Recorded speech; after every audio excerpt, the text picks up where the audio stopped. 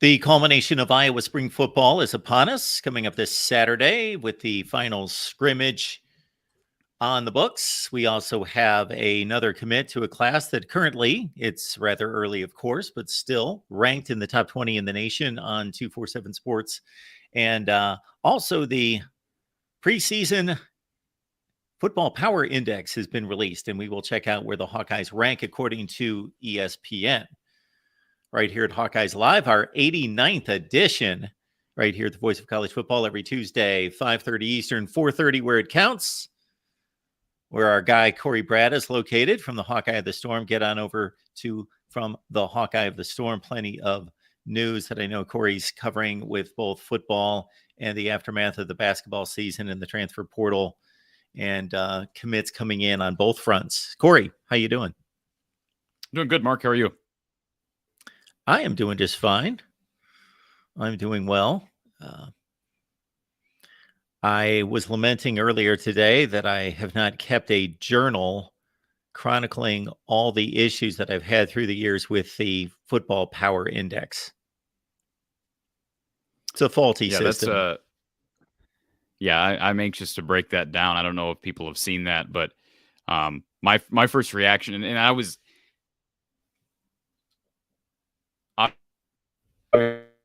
polls guns.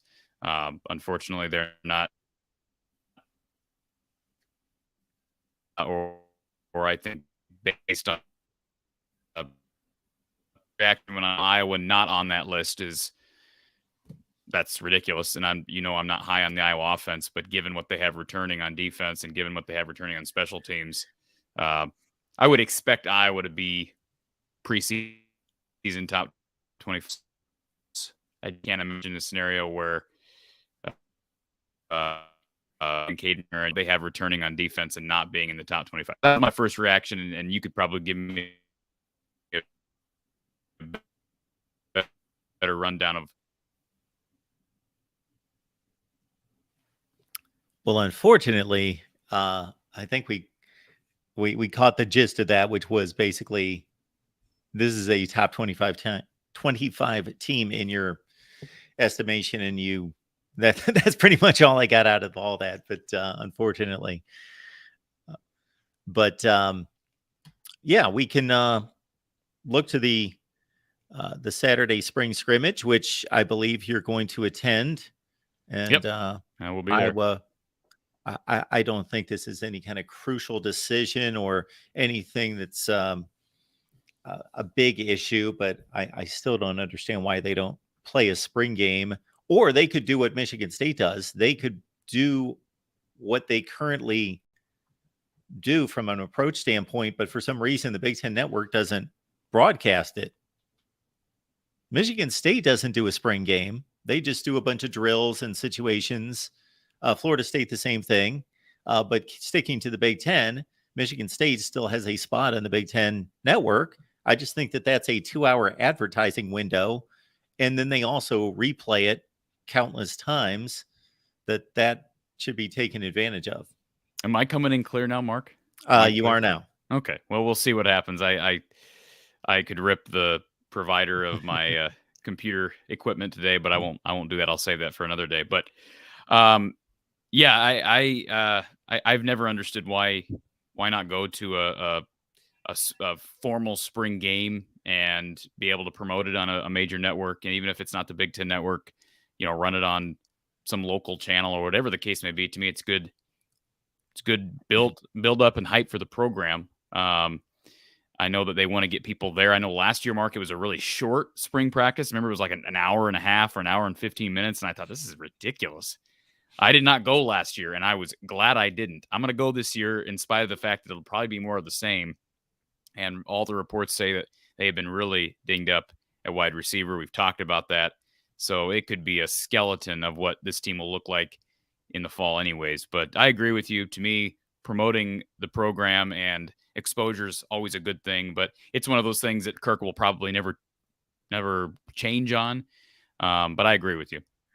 Well, it provides me with another question that I would like to ask Kirk Ferentz if I ever attend a news conference, and I wouldn't ask the question in the middle of November, but at the appropriate time, because again, the Big Ten Network, we're not talking about ESPN choosing to show whatever spring games they want to. We're talking about the Big Ten Network. They show all the spring games for everyone.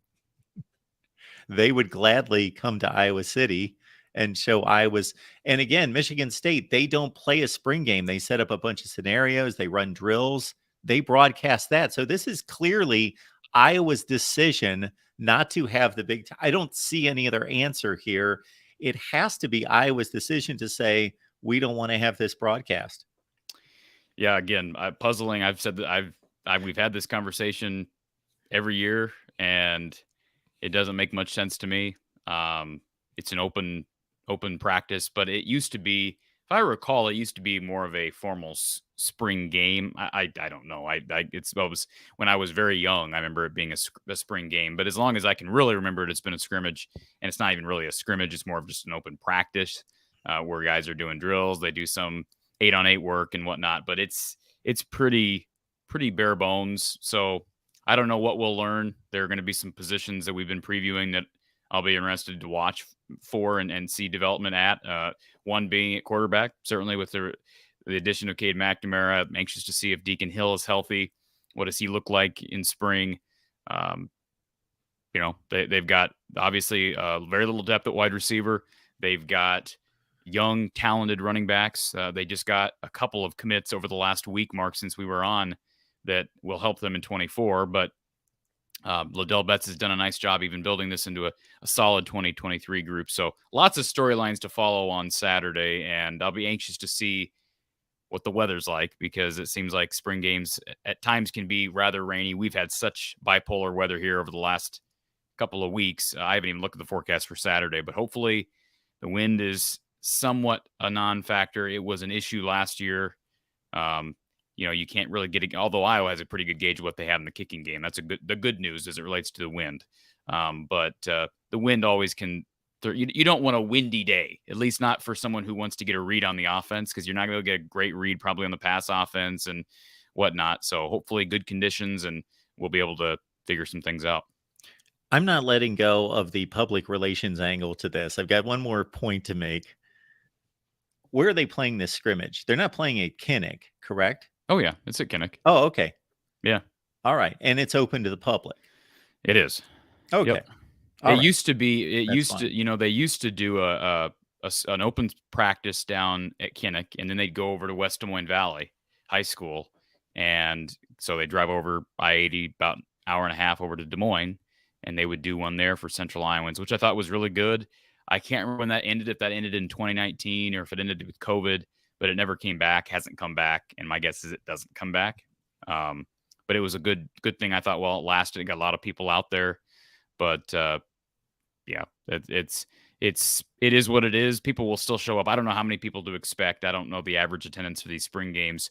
But if you have it, a lot of it's going to be weather dependent, and it'd be great if they could have some sort of a scrimmage somewhere other than Iowa City, but we'll take what we can get.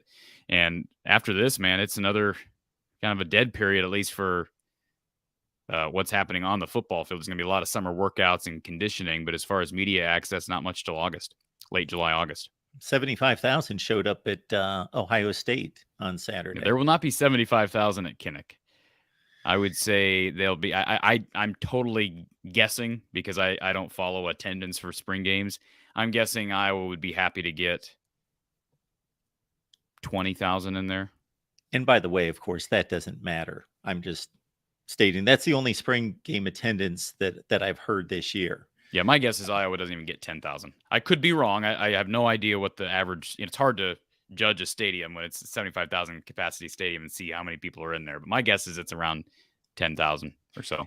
You know what also I think is going to happen? When was the last time that you were that you attended any kind of Iowa event? Would that have been probably men's or women's basketball game, I guess? When was the last Iowa event? I attended the last men's game of the season against Nebraska. Okay. And so that was early March. Well, I just think that based on the progress that you've made on your channel and with your Iowa content, that there are going to be all sorts of people that are Oh, going to be glad to see you. yeah, I'm sure I'm going to have a hard time getting out of my car, Mark. I'm serious. So, I am dead serious. I am too, man. I better wear dark clothing and cover my face up and have somebody on each side of me. I'm not talking about a negative response. Oh, I'm talking okay. about a positive response. Okay. Well, is there anything in particular that you're more intrigued to see out of this scrimmage?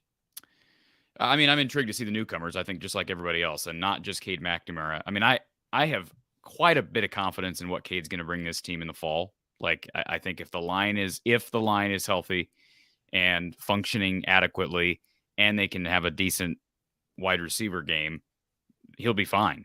Now, those are two big ifs because they weren't good on either notes last year. They didn't do a ton in the portal at wide receiver. Remember, they swung and missed on a couple of guys, Corey Crooms being one, Isaac DeSlaw being another, did land Seth Anderson. Will Seth play on Saturday? I don't know. I mean, I don't know what his status is. I know he's been out. Jacob Bostic's been out. Those would be two guys that would be near the top of my list of guys to watch for. No offense to Nico Ragaini. Great kid. Probably going to be their best receiver this year. I don't need to see him in spring again, Mark. It doesn't interest me, just from a fan's perspective. And really somebody who's trying to cover the sport. Like, I don't know what else are we going to see from Nico Ragaini that's going to make your eyes pop. He kind of is what he is. There's other guys on the roster. I mean, I've heard good things about Reese Osgood, who's a walk-on. But, man, we heard good things about Alec Wick last year as a walk-on, too, and he didn't make much of an impact once we hit spring. If we're counting on walk-ons to rise the depth chart at wide receiver and become impact Big Ten players, we're in trouble. All right, I'm just going to say that right now. If we're counting on the likes, and no offense to those guys personally, but if we're counting on Alec Wick and Reese Osgood, and I'm trying to think who else is on the roster. I don't even know if Jackson Ritter's still on the roster. I guess that'd be a good question. I need to look at the roster. He got hurt last year, had played a little bit in 2021, got hurt last year, was out for the season. So you can't rely on walk-ons, is my point. And with Brody Breck stepping away to focus on baseball, they're thin. And the portal window is back. The portal window is open now, the second cycle. And lots of guys are in the portal, Mark. And it seems like the majority of the big names that I'm hearing are playing at what position? The big names that the big you names, hearing? like the big names that, you can't guess what I'm hearing. I'm saying the big names that are in the portal so far of the first few days. What's the most popular position, it seems like?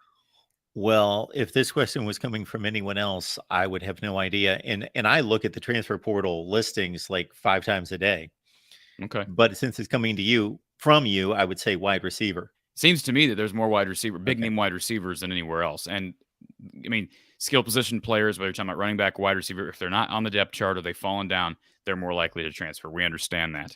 But there have been a number of big names at wide receiver entering the portal. Now, a lot of them are probably entering the portal because they're getting beaten out. We understand that. But, I mean, who's the kid that just entered today that I retweeted? Did you see that, Mark? I did not. Let's see. Was he from TCU? Jordan Hudson? Do we know his stats from last year? I don't think he probably did anything from last year, but where is this retweet?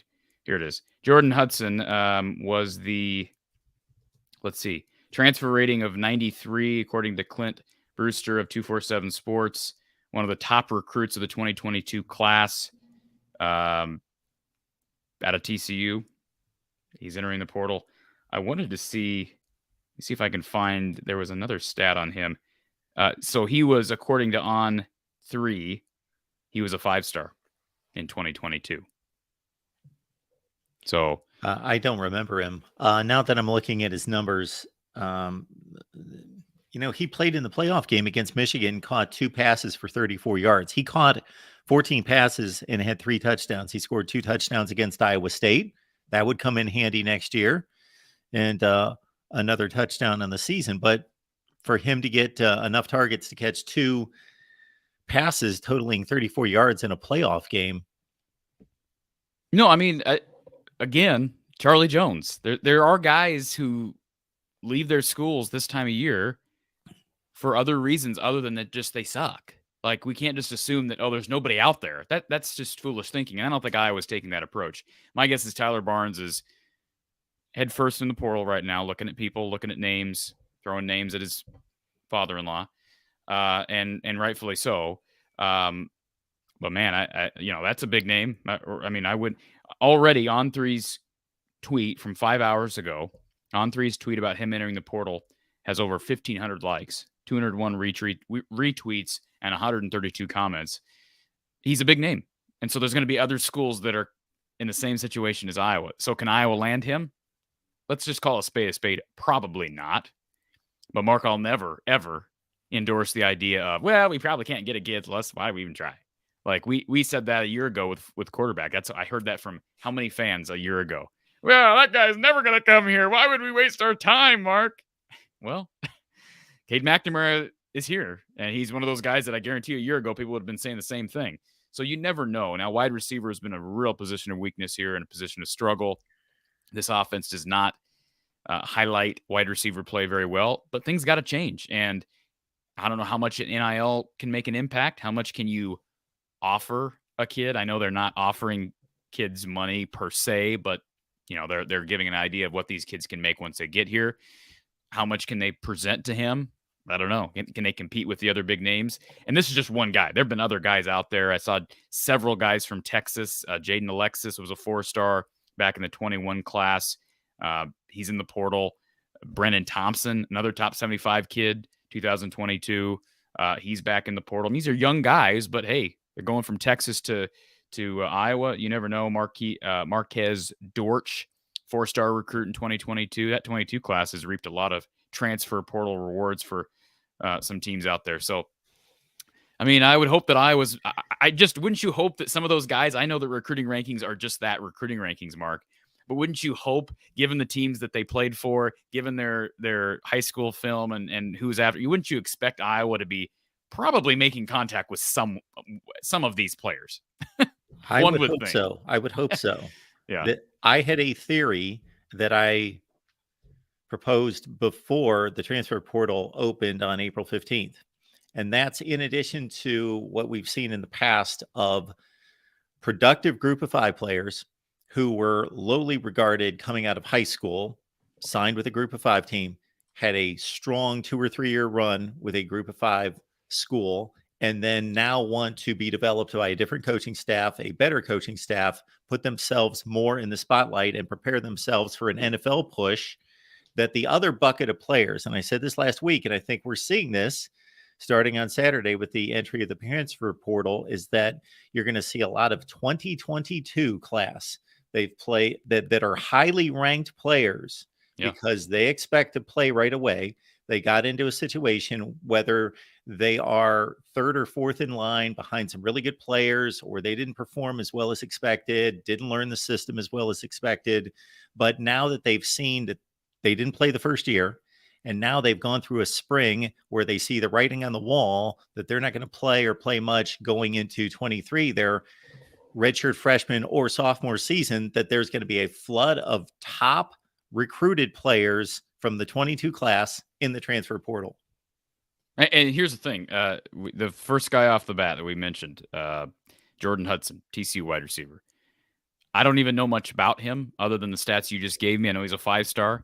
But based on just what we know, if he somehow came to Iowa, even though he's a spring portal entry, okay, and there's a stigma about spring portal entries, if he chose to come to Iowa, he would probably, right off the bat, be Iowa's most talented receiver. Not saying he'd be the best. I think Nico Reganey, you can't just say that about a guy who's just entering the portal and a guy who's in his 5th year. But I think automatically he comes in and he's basically their most talented wide receiver. And I don't think it's really that close. I really don't. I don't think it's close at all. And I haven't even seen this kid's tape. So maybe that's foolish of me to say, Mark, but don't you think? Wouldn't you agree with that?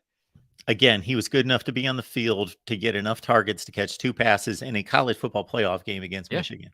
On a team that went to the national championship game. So anyways, there's a number of guys going to the portal. There'll be more guys entering the portal over the next week. But again, I would just hope, even though this is still spring practice time for Iowa, that's the only disadvantage about Iowa's schedule. You notice that? Am I correct in saying spring? Maybe you're going to tell me I'm wrong on this, but spring practices across the country some of them have ended, correct? Sure. Most of them at this Most point. of them have ended. So am I correct in saying basically all of the spring practices that you've watched on television or heard about, those were all the last practices that concluded spring practice at the respective schools? Absolutely. Okay, so if that's the case, then Iowa's schedule, whether it be related to weather or whatever it may be, Iowa's schedule puts them at a disadvantage with this transfer portal cycle because the last week of spring practice is overlapping the first week of the portal cycle. And it's a small window where these kids are jumping in the portal. And yes, I know they have plenty of staff, but don't you think that puts them at a disadvantage, Mark? I think that this is the first time I gave it any thought, but I think it's an interesting point that you bring up as to whether teams in the future will look at their spring practice schedule versus the portal window and say, we want to adjust and we want to move it up and counter that. So I think everything that you said makes perfect sense. Now, how much of an impact that's going to be, I don't know. I think players are still going to land where they want to be. But the one name that you have mentioned during this live stream more than any other name is going to be, or could be, a reason why Iowa's in a better position to bring in wide receiver talent this cycle than last cycle, and that's Cade McNamara. Well, they had Cade McNamara much of last cycle. They had Cade McNamara when Isaac Tisslaw turned down Iowa. They had Cade McNamara when Seth Anderson committed to Iowa. So they got him early in the cycle, Mark. Not saying you're wrong that they can't attract somebody given who he is. I do think losing Brody Brecht from a portal standpoint, I know Brody Brecht hasn't proven anything, but it's one less guy, one less scholarship guy for someone to look at and say, hey, I got to beat him out, right? There's just less guys. And they've had injuries. So if you're the coaching staff, you could say, hey, we like the guys we got here, right? Don't get me wrong. You're not going to become an automatic starter if you commit here, but there's opportunity. We've had guys leave. We've had injuries. So there's going to be opportunity. Now, I think in an ideal world, you'd have your wide receiver room set prior to spring, right? That's the ideal world. But college football is less than the ideal world now. So this portal cycle is going to be big. I cannot imagine, Mark, Iowa leaving this portal window without at least one wide receiver. I can't even comprehend. Can you imagine? Could you imagine? Because how could they do? Well, first of all, we won't know for certain until August, right? Because I'm correct in saying they could add somebody all the way up to the 9th hour or the 11th hour, right? Am I correct in saying that? Because guys who are in the portal over this 2-week period don't have to have selected a team by the end of the portal window. They can be in the portal. People can contact them. Also, graduates can enter at any point. Charlie Jones entered in June. So the point is, Iowa could add somebody late, but I wouldn't be putting any stock and hope that they do that. They need to be getting somebody. What I would do if I'm Iowa, and I know it's easier said than done, right? I'd go do my best to land a big fish at wide receiver that's out there right now. I'd go out and land a big fish at wide receiver, and then I would look for another one. Not as hard. I mean, I'm landing one. I'm going full board on this to get one right now. And then I would say, hey, we're going after another, but we're open to waiting. We're open to waiting if the right person's not here over the next couple of weeks. And we'll see what happens in summer. We'll see what grad transfers pop up at the last second. That's how I would approach it. I know it's a lot easier said than done. I know Iowa's at a severe disadvantage due to its own style of play and whatnot.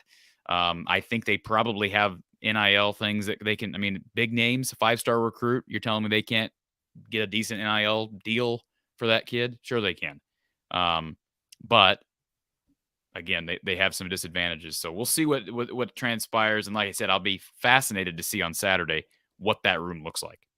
This is what they should have done. They should have made sure that their spring scrimmage was on BTN, and then they would have thrown the ball, and I would have run gadget plays all over the place and flea flickers and thrown the ball every play and just. Yeah.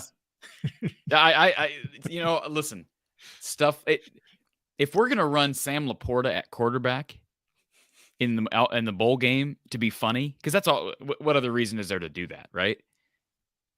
Yeah, I agree. Like, I'm not saying you just waste an entire practice, but I get what you're saying. Yeah. Cade McNamara said they're going to open it up. Let's just show these transfer portal recruits what that means. Wasted opportunity.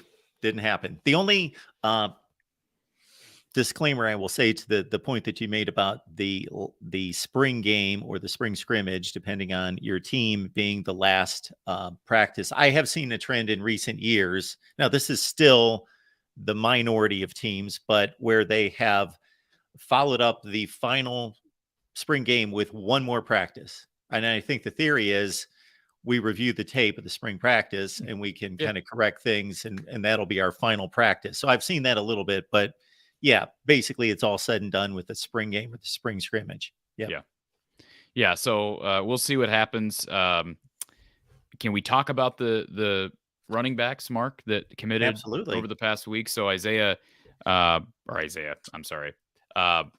Xavier Williams committed, bigger running back, bigger back. I don't want to say he's just your thunder. I hate using that term, thunder and lightning, because to me, Iowa has targeted more balanced backs since Liddell Betts has gotten here. We talked about that with Jazian Patterson and even Caleb Johnson.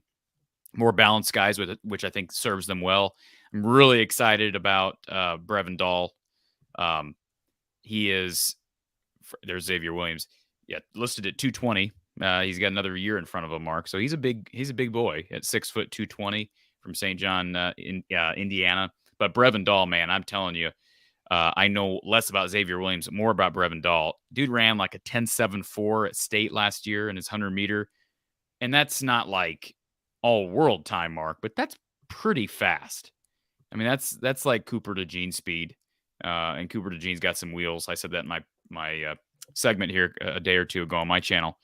And I know there's a stigma, Mark, about white running backs. Like, that's kind of the elephant in the room when you see a kid who's projected as a back. And maybe he ends up playing a different position, but man, you watch him on film, and I get it's Adele DeSoto Minburn level football, but he's 6'1", 190. He's returning punts, returning kicks. He's hard to bring down. I'm excited about him. And as I have watched more and more film of him, like, there's certain guys over the last 2 years, and I'm certainly not saying I'm a recruiting savant, but there's certain guys over the last couple of years that I watch on tape, even in extensive highlight film and packages, which you have to take with a grain of salt. But I watch certain guys, Mark, and I just think there's something about him. I cannot identify what it is, but there's something that looks like this kid could be special. And I said that about Caleb Johnson, as a lot of people did. I said that about Addison Estringa. That's yet to be seen, but Estringa definitely made a case for being one of the quickest learning freshmen, I think, last year in that class, especially at tight end. And I see that in Dahl. Like I said in my video yesterday or 2 days ago, really good center of gravity, hard to bring down, really good speed, deceptive speed, appears to have good vision, is patient, which is certainly what you want to see in a back. Don't always see that when you have guys that are just physically better than your opponent at the high school level. But he's a guy who I would guess he ends up being a back at Iowa. And he also had offers, Mark, from Purdue, Minnesota, K-State, Iowa State, some good, especially Minnesota and Iowa State. We've talked about what they've done at running back. And so whenever you get a guy who's being recruited by the likes of Minnesota and Iowa State, guy who's a running back, I think that's a good sign. So I'm excited about him, Mark. I'm not going to make any comparisons to him based on skin color, but man, you watch him and I'm like, dude's got a little Christian McCaffrey in him. I'm saying that with a huge grain of salt. Okay. I'm just saying with his deceptive explosion. Like, I remember watching Christian McCaffrey in the Rose Bowl in 2016 and thinking, this kid, I mean, he was cut, no question about it. But then he gets on the field and he's just running by everyone. And I kind of see a little bit of that, albeit at the high school level, with Brevin Dahl. And, I guess you could probably argue he's been under-recruited. But, again, solid offers. And that probably does it for the 24 class at running back, I would guess. Although with the portal and decommitting and whatnot, things can always change. But a good few days for Liddell Betts and that recruiting staff. And they'll move on. Like I said, still the biggest need moving forward in future cycles continues to be wide receiver, in my opinion. But running back is they've got a good group now. And of course, if they retain these two guys, Xavier Williams and Brevin Dahl, they'll add on to Jazzy Patterson and Caleb Johnson, who I think are the future of this group. The one recruiting comment came right at the beginning of the show, and Keith Fusen is making a comment here that so Iowa ranks 44th in recruiting for 2023. That means it is not a top 25 program. Well, okay, that's a flawed statement, first and foremost. If Iowa does not improve its recruiting, then it will remain a 7-5 program. Keith, you may want to check the records. I wouldn't call this a 7-5 program because the aggregate records are far better than 7-5. Actually, Corey and I traded DMs this week. The 11th best Power 5 record over the last 10 years belongs to Iowa. If I'm not mistaken, they have not won less than 8 games since 2014. No, is that right? 2014. Counting the bowl game, obviously. Counting the bowl game, coming off a 7-5 season. They went 7-5, but you're right. They went 6-2 in the COVID-reduced season. They won 10 games in 2021. They won 10 games in 2019. So get out of here with that nonsense. By the way, Keith's not watching right now. I guarantee you, I'm calling on Keith. If you're in here, Keith, you comment in the chat. I guarantee you, Keith's not watching right now. He literally jumped in and come in here, left a snarky remark just before we were even on. That comment was here before we went on the air, Mark. So if Keith's in here, you prove me wrong, you comment. I guarantee you Keith's not in this chat. Yeah, you can certainly knock Iowa's recruiting. You can certainly knock their offense, obviously. You can knock the results to a certain extent, but just let's be factual about it. This is a program that is producing top 15 results in the country. Why do we, Mark, why do we even play the games? If record is determined by recruiting rankings, why do we even play the games? Why do we have practices? Why do we practice? Why do we do any of that? That's a naive statement, Keith. Be better, Keith. I expect better. You got to bring it when you're on this show. Recruiting is a slice. Yeah. It is a slice. It's a significant slice. And Iowa has absolutely significant. Iowa hasn't. The lower we go down the recruiting rankings, I think the less significant it is. I don't think there's a whole lot of difference. There's a difference, certainly, between a number 20 class and a number 45 class, but it can be negated by coaching and development. Yeah, I agree. And I mean, Hair Trigger makes a good point in the chat. When it comes to quarterbacks and wide receivers, those are two positions Iowa has not developed. That's absolutely the case. And with the exceptional development on defense and on special teams, and at times up front with individuals on that offensive line, and recently they've had issues developing as a unit. But those are the wide receiver and quarterback, man. Those two positions have held this program back for, well, at least the last 3 years. And you could argue, even before that. So anyways, we've talked about that ad nauseum. But bottom line is I'm excited about those two backs in 24. Like I said, good stretch of recruiting. And Iowa has secured the border in the state, Mark. According to I believe it's 247 Sports, Iowa has 6 of the top 8 Iowa prospects. 6 of the top 8, and the other 2 are undecided, including the number 1 prospect, who's a tackle, 4-star tackle out of Logan, Iowa. So Iowa State don't have 1 of the top 8. That's almost startling, concerning if I was a Cyclone fan, because you got to secure the border. Football in the state of Iowa is a lot better than it was, 20, 30 years ago. There's good prospects coming out of the state every single year. And yes, it's not a Xavier Wampa year. Yes, it's not a Caden Proctor year, but they've still got good prospects out there. Iowa's done a nice job. They're not done yet, but they've done a nice job within the borders. I'm putting the finishing touches on my 2023 program ranking. So I'll be curious to get your take on those and where I place Iowa in terms of their current program status.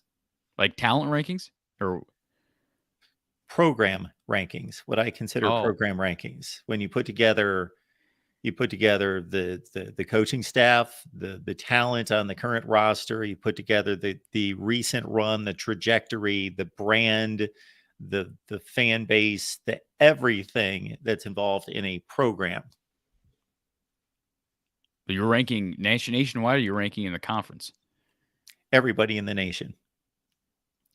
I think Iowa's probably right in that 20 to 30 range. Would be I don't know how, like, they're one of the easiest teams to rank, right? Because they're so consistent with what they do. They're putrid on offense, they're great on defense, they're great on special teams. It's like you start here in the You're middle, right.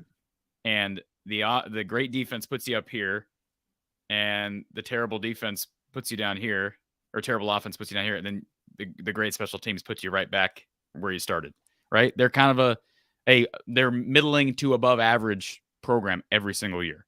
And the other reason, and this is connected to that they're easy to rank, is because of Kirk Ferentz.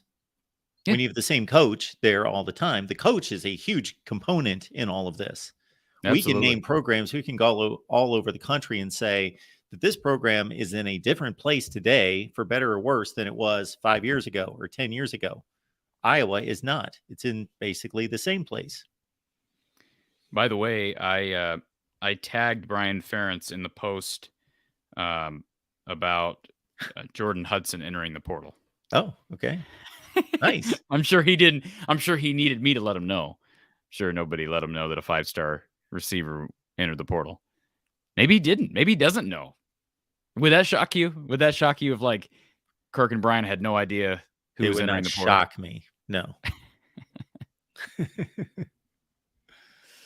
I know. If I had to bet one way or the other, I would think that they do know, but it wouldn't shock me if they did not. Yeah. And speaking of rankings, you brought this to my attention, but I already had addressed this on an earlier show on the main channel this afternoon, because I was just about to take calls and go on with an afternoon live stream, and I saw in Googling college football news, boom, the latest edition of the ESPN Football Power Index has been released. And I'll get your thoughts on both just the Football Power Index in general, and then also Iowa's ranking as we bring it up here. And then I will let you know about my issues with the FPI. Okay. You're going to have to walk me through the criteria of the FPI, how it's measured, because I don't know. I know that I looked at this list earlier and I thought, okay, if we're just talking about projecting forward, which is all these preseason polls are doing, if we're talking about projecting forward, Iowa's way too low because of what they bring back on defense, the improvement at quarterback, even though I don't have a lot of hope right now at wide receiver, and I big question marks in that offensive line. Heck, Mark, they won 8 games last year with an historically bad offense. And I think they're going to be close to as good on defense. Don't know that I can say as good. They are losing 2 really good running linebackers in Seth Benson and Jack Campbell. But, yeah, I don't know. Where are they at? Are they 37th? Is that okay? Yes. So 7-4. So they have them at basically 7.5 wins. Yes. So basically, that's stupid. The first thing that needs to be explained to everyone is that is a regular season projection of wins and losses. And so the obvious response to that is it doesn't add up to 12. So how does that make any sense? Well, there is a projection of the possibility or probability of going to the conference championship game and finishing off a 13-game regular season. And therefore, you see what chances they give. It's about 20%. So 7.4, if it was 4.6, that would add up to 12. So it's 0.2 past that. So if you do the math, folks, and I'm doing it for you, they're giving Iowa about a 20% chance of going to the Big Ten championship game. So you're telling me conference championship games are considered regular season games? I'm telling you that's what they're considering here. Okay. I thought that was postseason. Because that used to be very confusing for a lot of people, and I figured it out basically by just looking at various things. Like you just see as you go down the ranks that over 12 quotient of games that disappears because they give those teams 0 chance of making the conference championship game. If you go to the top, they're giving Ohio State an 80% chance of going to the Big Ten championship game. Well, so again, there's certain people out there who have watched my show who don't like me because they think I'm a hater because I tell it like it is, or at least I think I tell it like it is. I have been more than critical of some of the offseason moves over the past few months, especially with the offensive staff. But Mark, you and I have talked about this. I don't see any way they win any less than 8 or 9 games. I don't. I don't see it either. So, I mean, like, I don't know what this FPI is looking at. What is it looking at? How do they get there? So basically, it is a combination of talent and coaching. So forget the record for a second, because you will see teams that have a higher ranking and a worse record, because they then take their FPI, which is their evaluation of how good the team is. They measure it against the record. And obviously, there are teams that play better in more difficult schedules that they think because of that will have worse records. So the record doesn't always correlate exactly with the FPI. So let's stick to the FPI with Iowa at 37. They're basically making a measurement of talent and experienced production coming back and coaching. That's basically what they're doing. They're putting those three factors together, and they put a high grade on talent. That's why Ohio State is losing possibly the best quarterback in the country and was decent on defense last year, but not that good, marginal on defense. And they have a lot of offensive line issues. They're losing their 3 best offensive linemen, and they're ranked number 1 in the country. And I don't think they should be. It's very much driven by recruiting rankings and talent. So what's the record on the far right? What is that record on the far right that I'm saying? 7.4 wins and 4.8 losses. Okay, so I guess I'm confused. What's the number in blue? That's great.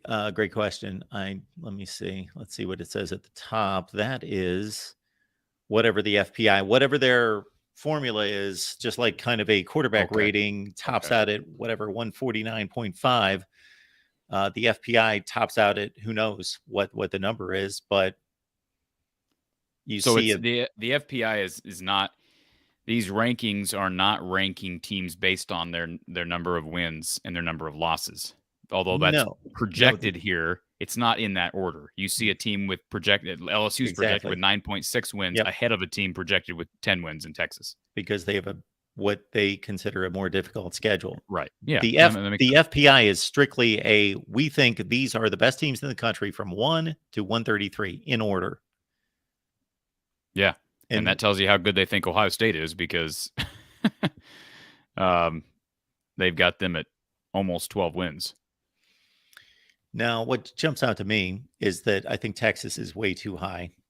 Not way too high. They're a very talented team. I just don't think they're proven. I would put Michigan ahead of Texas. But more importantly, Iowa show. Let's get back down to the Hawkeyes here. So the 37th, Mark. 37th. Yeah, they're too low. Too low. They're better than Syracuse. Yes. They're probably better than Pitt. They're probably better than Minnesota, Mark. You know what's strange? Look at Minnesota's record. That is weird, isn't it? They're telling us that Minnesota's, and they play in the same division. They basically play each other, and then they play 5 other teams that are exactly the same. So they've got 6 games that are exactly the same. Their conference schedule is tougher. Their out of division conference is tougher, Mark, and their they're not. Well, it has to be, and their non-conference schedule is considerably tougher. They've got Colorado. Well, that's tougher than Utah State and Iowa State. Iowa State went 3-9 last year. Oh, Minnesota plays North Carolina too. Okay, so that's they the don't. reason. I'm sorry. Let me correct that. They've played Colorado the last 2 years. They play North Carolina this year. There you go. So there you go. And again, their crossover schedule is tougher. So all of that makes sense. I still think Iowa should be ahead of Minnesota in these rankings. I mean, go ahead. And I know that these numbers are rounded off. Of course, it's probably for Iowa 7.48629 wins. But if you look at Minnesota's, they've got them playing 12.2 games, which they are giving them, even though they have a worse record by a full game, giving them just as much of a chance, probability of going to the championship game. Yeah. Yeah, I don't I just want to know I know this is all a formula and there's a methodology behind it. Just tell me who if they're going to go, basically, let's round it to 7-5. Yeah. So they're going to go 7-5, Mark. Who are their 5 losses? We went through the schedule before. We don't have to do it again, but who are their 5 losses? They would lose to, remind me who they play in the East. Penn State. Okay. Penn State, Rutgers, and Michigan State. At home. At home, I believe. Okay. They Correct. would lose, in my estimation, if they lost 5 games this year, my guess would be they're losing to Penn State, Yep. Wisconsin, Minnesota, They get Michigan State, and then either Illinois or Nebraska. Like I they're mean, losing to anybody that they possibly could lose. Yes, pretty much. Yeah. Again, anything's possible. I'm not saying it's impossible, sure. but I think it's more very likely. We've done this before. I think it's very likely they end up with at least 8 or 9 wins. And I think 9 wins are more likely than 8, Mark. I really do. Based on the schedule, I think 9 wins are more likely than 8. Oh, that's nice. What do we have here? Oh my goodness. Can we ban him? Can we ban Eisman 57? Eisman 57 is contributing $10. And now there have been 2 occasions that I can think of that I refused to read a super chat because they were just completely inappropriate. But I did not pre-read this, but hey, Eisman's just taking he's just having a little fun here, but he's basically saying, great show. Well, thank you, Eisman. Please don't ever confuse Brada and Barta. I appreciate that. But what is he saying about, you hear me scream, Brada should be tarred and feathered and ran out of Iowa? Okay, I see what you're saying. I'm like, what's going on there? Okay. Yeah, I really appreciate the super chat, Eisman. Did you hear me, Corey, make a prediction? Did I make any kind of prediction? Somebody's saying you made a prediction. No. People don't listen to the show. That's what they're not listening to. Corey asked me if Iowa were to lose 5 games. So he is forcing me to choose 5 losses. Listen to the show, Mark. If they lost 12 games, who would they be to? Exactly. Oh my word. Yes. Number 1, if you ever hear me make a prediction in April, then you didn't listen right, because I don't make predictions in April, first and foremost. Yeah. So, Mark, do you have anything else on this? I know we talked about looking at the DBs. It's kind of yes, we can absolutely do that. Let me just say 2 things real quick about the FPI. One would be that I told you before we started to record, and talking Iowa sports, and Dean, whoever, I appreciate the apologies. Not a big deal. Okay, but thank you for that. So, for example, this is how bad the FPI can be. And again, no system's going to predict the season flawlessly. Of course, it's human beings are playing and computers are projecting. In 2019, when Urban Meyer left Ohio State and Dwayne Haskins went to the NFL, Ohio State had a new coach and a new quarterback, and the FPI gave Ohio State a 6% chance of winning the Big Ten. 6% chance of winning the Big Ten.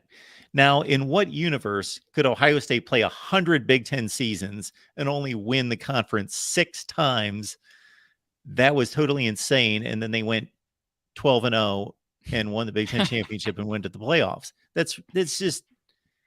And then the other thing about the FPI, it's directly connected to the win probabilities that you see for games, and then you see them change during games. Those are completely off too, because I don't know how many times that there's a decent comeback, not something that's just historic, but a decent comeback that you'll see a team's down 2 touchdowns with 6 minutes left and they win the game. And you'll hear this. The FPI had the win probability at 99.8%. Why? Yeah. No, that doesn't make any sense. Oh, my word. And the best, and I will get off my soapbox about this, but the best example that I can think of was the 2017 AFC Championship game. Jags, Patriots. We know what the histories of the 2 teams are. and one particular player that's on one of those teams and his history. They're down by 10 points with like 10 or 11 minutes left in the game. The FPI was like 99.2%. I'm like, are you kidding me? The Patriots and the Jags. This is like a 50-50 game now, giving them a 10-point lead with 10 minutes left. Yeah. Well, I wonder what the FPI was when with the Patriots down, 3 touchdowns against the Falcons? Oh, it had to be astronomical. 99.9, probably. And that's understandable. Sure. That's understandable. Those extremes I get. Yeah, if you're in the 99 range, yeah. So maybe I just enjoy pointing out my former employer's flaws. You have every right to do it, Mark. I used to rail on that, though, when I worked there, too. All right. Iowa, of course, always fields a strong defensive backfield. What do we think is in play for 2023? Well, we've been kind of doing this somewhat informally. We've been talking about the DBs, and I can, if you want, Mark, I can go ahead and share my screen here. Pull up the list of DBs on the Iowa football roster. Kind of give people an idea of what we're talking about here. So yeah, you've got. Well, I was going to move it around, but actually, I don't think that really does as much good. I'll zoom in here. So obviously, it starts with Cooper DeJean. You lose Riley Moss in the back end, but Cooper, boy, he's got an opportunity. Assuming he stays at corner, which my guess is he does. He's got an opportunity to be the best corner in the Big Ten, Mark. I don't even know, and you know, you've ripped me for saying that kind of stuff before. When I say something about being the best, and you're like, well, you don't know the field. You can't say that. Well, that's true. I'll say that about Cooper DeJean. I think he's got a chance. I've ripped you. I think he's got a chance to be the best in the Big Ten, one of the best in the country. I think he's that good. He'll be a starting corner. Obviously, you're going to get Jamari Harris back. Remember, he was out all of last year. Terry Roberts transferred out, so there's more opportunity for Harris to jump right back in the mix and be a starter opposite Cooper DeJean. And then some question marks. I mean, at corner, you know, is it Deshaun Lee? I know he was surprisingly, Mark, he was listed on a pre-spring depth chart. He got here in summer of last year, was not an early enrollee, was actually one of the late ads in February to that recruiting class, the only late ad in February of 2022. He was listed on a depth chart, kid from Belleville, Michigan. So it'll be interesting to see his development. AJ Lawson feels like he's been in the program a long time. I think this is his third or fourth year. I really don't know where they even got him running right now, if he's running at corner, if he's running at safety, but he's still there. Jamison Heights played a little bit against Nebraska, struggled, but came in relief of TJ Hall, who's another guy we didn't bring up. TJ is going to prove a lot of people wrong, I think, this year. He's a great athlete, and I know the connections to Don Patterson. If people have been following the show, we've talked about TJ. He struggled in a couple of big plays against some really good skill position talent, Casey Thompson, Trey Palmer last year. He will use that. My guess is he'll use that as ambition, and he'll be better this year because of the struggles in Lincoln or in Iowa City.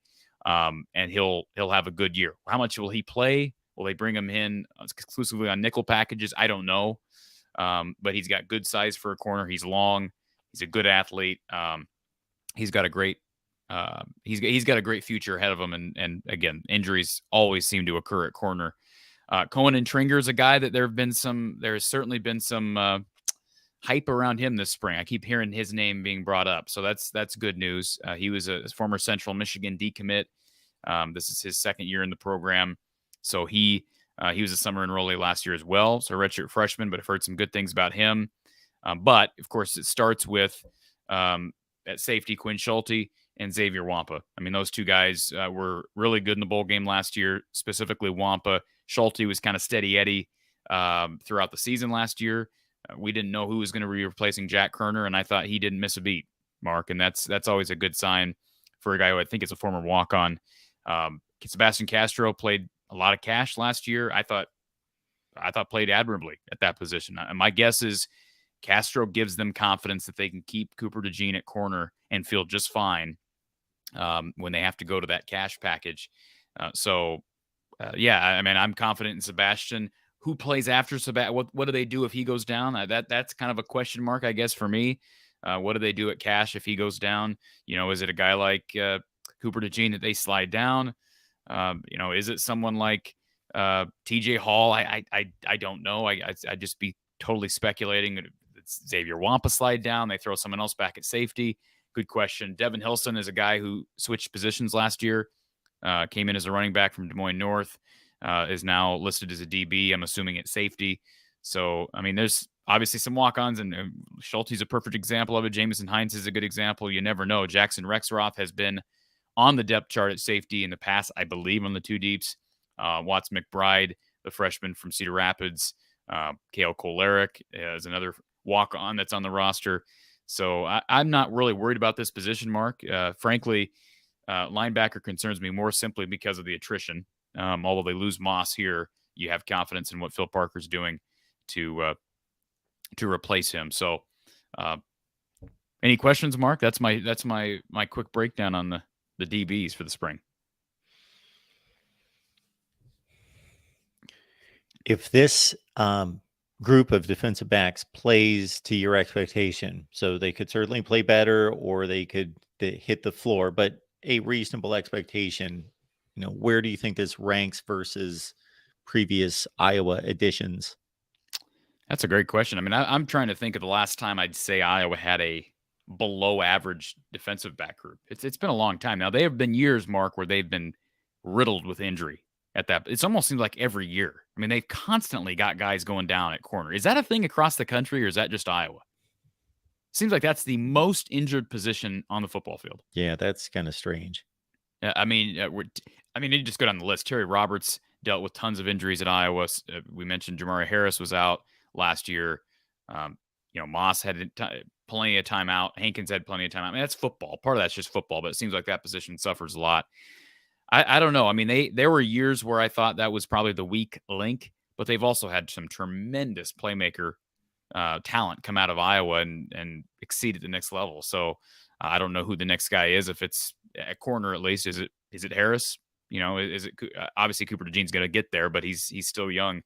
So I have confidence that this tandem will be probably right on par with what we saw last year, even though you lose Moss, and who knows, maybe better, Mark, because I think Cooper DeJean is every bit as good as Riley Moss is or was, and that says a lot because Moss was here 5 years and is probably going to get drafted in the top 4 rounds of the NFL draft. And I think Cooper DeJean's probably got some room for improvement too.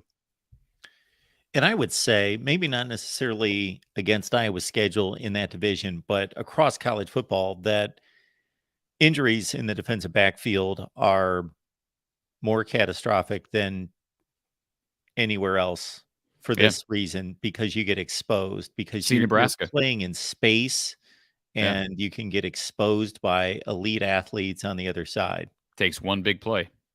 Takes one play to blow, especially in a game like Iowa likes to play, where it's low scoring and it's a game of inches. And when you're winning a game with more points coming off safeties than on offensive scores, like they did against South Dakota State last year, every single play matters. So in the Nebraska game, it was going to be almost impossible for Iowa to overcome a couple of big plays on Iowa's corners. Remember, Cooper DeJean went down in that game. That was the reason why TJ Hall and Jamison Hines had to come in. So they will be better for it, but health is always a question mark. One guy I didn't mention right there on the list, number 17, Brendan Diaz-Fernandez. He was on a depth chart last year, I think in the spring, maybe even pre-fall camp, kind of just disappeared. He's another guy I'll be intrigued to see. Is he healthy? I saw this is kind of weird. I saw him, there was a post of him and Eric All out at IHOP together, Mark. They're both Michigan guys. So just reminded me of Brendan, but we'll see what he can do on Saturday as well. Hopefully he's healthy, and he's a bigger DB as well. Excellent stuff out of Corey. We appreciate Corey being here each and every week as we talk Iowa football with all of you here for 89 consecutive weeks on the Voice of College Football. Check out the other channels if you want to keep track of teams throughout the Big Ten or college football. And of course, Corey's efforts at from the Hawkeye of the Storm. I know that, again, these always pop on and kind of hit me across the face when I'm on YouTube doing my various work. And then I hit the homepage and I see from the Hawkeye of the Storm and then all these other outlets, and I see what you're up to. And I think recently it's been a few basketball and football commits. Yeah, and we've got more coming. I still have not gotten a chance to talk formally about Xavier Williams, who committed a few days ago at running back. Have not had a chance to talk about Drew Campbell. Which it's kind of that time of the year, Mark, where you're trying to catch up on everything else that goes into running a business and whatnot. So anyways, we'll get to all that. We got lots of stuff in the transfer portals, hot and heavy, as they say, for basketball and for football. So that's not showing any signs of slowing down. We'll have a podcast dropping here in the next couple of days with a future Hawkeye. Won't give away who it is, but we'll have that dropping, and we'll have a Hawkeye Hangout live call-in show after the spring game in a week. So yeah, lots of good stuff. We're not going anywhere. Yeah, let me eat some words here, Mark. Keith is in the chat. Very good. He may just be trolling, but he is in the chat. So thank you, Keith.